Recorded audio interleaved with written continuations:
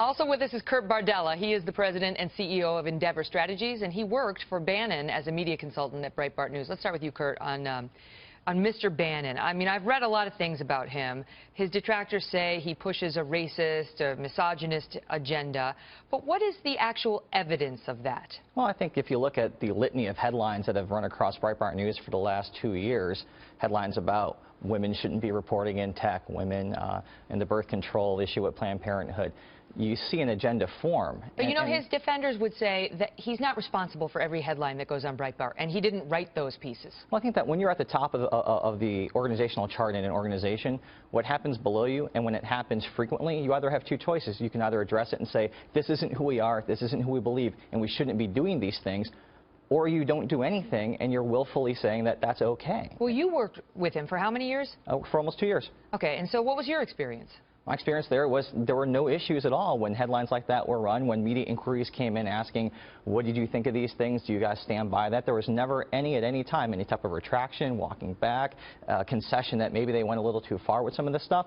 They were very happy when they got that kind of attention. Do you believe he believes in those principles, if you will, or do you believe he is just a provocateur looking to generate clicks and attention? I think it's probably a little bit of both. I mean, when you look at his plan put into action during the Trump campaign, it's not like they ran away from those themes. They embraced them. They played off of them. And it's been a recipe for success for them so far, as evidenced by the fact that Trump's in the White House right now, and Steve is now in this very high-profile co-chief of staff role.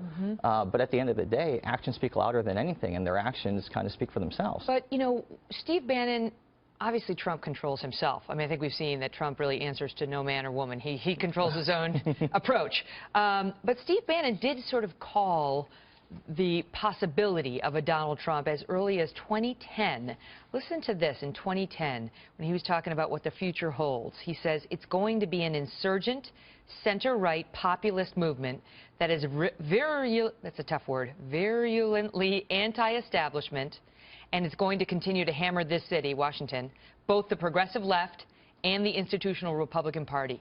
I mean, that was 2010. Yeah, right after the Tea Party revolution. So you can see why Trump was attracted to him. Oh, they're made for each other here, because you have two people who are provocateurs, who do like being contrarians, who enjoy pressing buttons, and who have an issue with the status quo in Washington.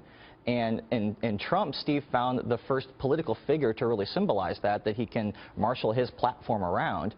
And in Steve, Trump found an audience that existed for that message. They were a perfect match. Do you think that Steve Bannon, that those kinds of comments and so on, the headlines at Breitbart, would be pushed as an agenda, you know, an anti-woman, anti-minority, anti-gay agenda? Because Trump certainly, I mean, well, you tell me.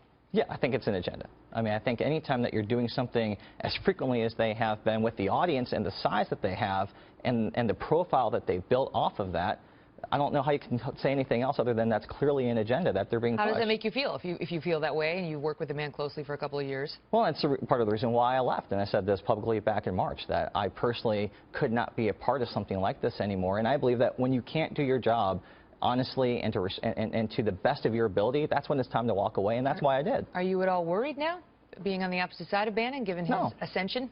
No. I mean, first of all, if Steve Bannon, as the co-White House chief of staff, has nothing better to do than try to go after my life or livelihood, that's concerning all to itself. But at the end of the day, I think that he has bigger fish to fry. Kurt, great to see you. Thanks for having me on, Megan. Thanks for coming on.